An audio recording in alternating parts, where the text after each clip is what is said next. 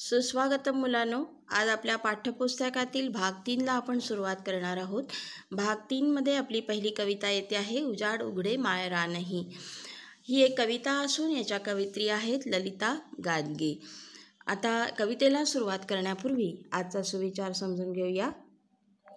नाही जमणार असा विचार करत बसण्यापेक्षा करून बघू म्हणत केलेली सुरुवात म्हणजे यशस्वी होण्याचं पहिलं पाऊल।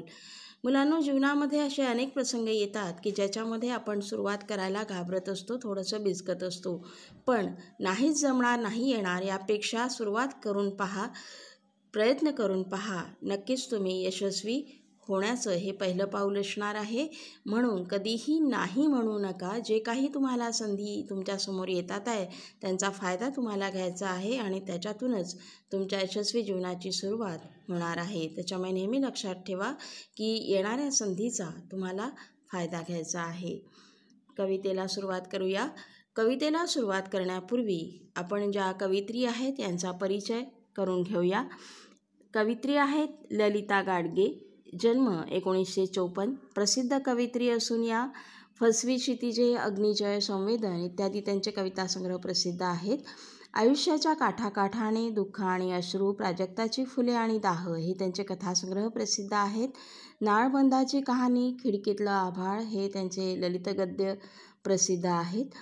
तर आजच्या या कवितेमध्ये प्रस्तुत कवितेत कवयित्रीने वसंत ऋतूच्या आगमनामुळे सृष्टीच्या निसर्ग सौंदर्यातील बदलांचे मनमोहक वर्णन केलेले आहे। मनमोहक म्हणजे मनाला भुरळ घालणारे किंवा आनंद देणारे। आता वसंत ऋतू हा असा ऋतू आहे की ज्याच्यामुळे सृष्टीच्या निसर्ग सौंदर्यात भरपूर बदल होतात आणि हे बदल कशा प्रकारचे होतात, प्रत्येक झुडपामध्ये, झाडामध्ये कसे दिसतात, तर याचं वर्णन कवयित्रीने या कवितेत केलेलं आहे, ते आपण जाणून घेऊया। पण त्यापूर्वी एक लक्षात घ्या की ही कविता निसर्ग वर्णनपर कविता आहे। त्याच्यामुळे या कवितेमध्ये निसर्गाचं वर्णन आल्यामुळे याचा प्रकार निसर्ग वर्णनपर कवितेमध्ये जातो। आता हे जेव्हा तुम्ही परिचयामध्ये देता किंवा सुरुवातीला कवितेच्या ओळींचा अर्थ देताना तुम्ही देता तेव्हा हे तुम्हाला मेन्शन करणं आवश्यक आहे। तर आता कवितेला सुरुवात करूया। स्वागत करण्या वसंत ऋतूचे, रंग उधळले दिशा दिशांना, बेरड कोरड इथली सृष्टी घेऊन आली ती नजराना। तर इथे कवयित्री म्हणतायत की स्वागत म्हणजे इथे आतिथ्य, वेलकम करण्या वसंत ऋतूचे। आता इथे वसंत ऋतू म्हणजे ज्याला आपण स्प्रिंग सीझन म्हणतो आणि हा चैत्र वैशाख महिन्यामध्ये येणारा ऋतू आहे। आता तुम्हाला माहिती आहे की ऋतू हे सतत बदलत राहतात, पण त्यातला हा येणारा जो वसंत ऋतू आहे याला आपण इंग्रजीमध्ये स्प्रिंग सीझन असे म्हणतो। स्वागत करण्या वसंत ऋतूचे, रंग उधळले दिशा दिशांना। कवयित्री म्हणते की या वसंत ऋतूचे स्वागत करण्यासाठी सर्व दिशांना, दिशात रंग उधळले आहे।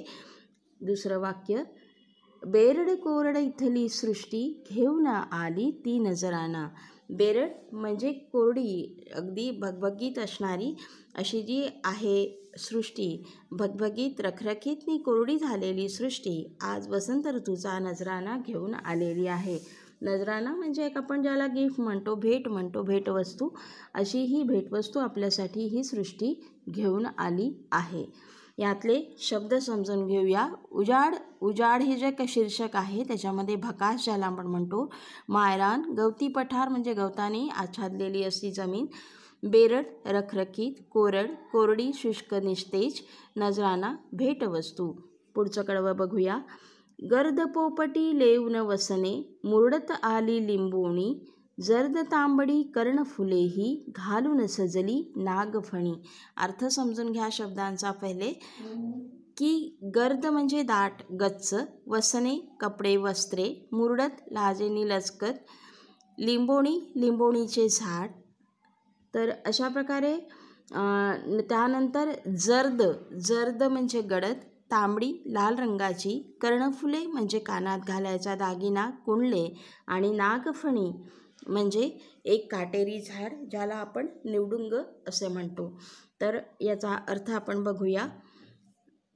गर्द पोपटी लेऊन वसने, मुरडत आली लिंबोणी, जर्द तांबडी कर्णफुले ही घालून सजली नागफणी. दाट पोपटी रंगाची वस्त्रे घालून लिंबाचे झाड लचकत मुरडत आले आहे. लिंबोणी पोपटी रंगाने सजली आहे. गडद तांबड्या फुलांचे डूल कानात घालून नागफणी सजली आहे. कर्णफुले म्हणजे कर्ण म्हणजे कान आणि फुले म्हणजे त्याच्यात घालायचा एक दागिना ज्याला आपण कानातले म्हणतो. तर हे कानातले घातल्यासारखी नागफणी गर्द तांबडी फुले तिने घातली आहे की जणू काही तिने कर्णफुलेच कानात घातली आहे. सजली म्हणजे ती शृंगारली आहे, तशी ती नटली आहे या अर्थाने. तर आता हा जे वृक्ष आहे निवडुंग ज्याला आपण म्हटलं आहे, तर तो कसा आहे की कॅक्टसच्या कुळातील हे एक फुलझाड आहे आणि याच्यावर काटे असतात आणि याला पिवळी फुले आणि त्याच्यावर एक फळे येतात लाल रंगाचे आणि लाल पिवळी फुले त्याला लागलेली असतात. तर अशा प्रकारे आपण या 2 कडव्यांचा अर्थ इथे समजून घेतला आहे. याचे जे शब्द आहे त्याचा शब्दार्थ तुम्हाला वहीत लिहायचा आहे आणि हे या शब्दांचा अर्थ तुम्हाला समजून घ्यायचा आहे की जेणेकरून समानार्थी शब्दांसाठी तुम्हाला याचा उपयोग होऊ शकेल.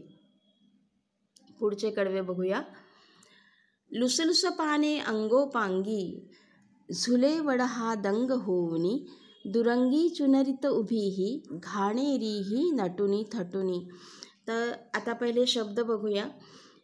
लुसलुस म्हणजे कोवळी टवटवीत असणारी, अंगोपांगी अंगावर शरीरभर, वड म्हणजे वटवृक्ष जो आपल्या सगळ्यांना माहिती आहे, दुरंगी 2 रंगाची, चुनरी म्हणजे दुपट्टा, घाणेरी एक या नावाचं फुलझाड आहे की ज्याला उग्र असा दर्प असतो आणि हे लहान फुलांचे एक असे झुडूप असते.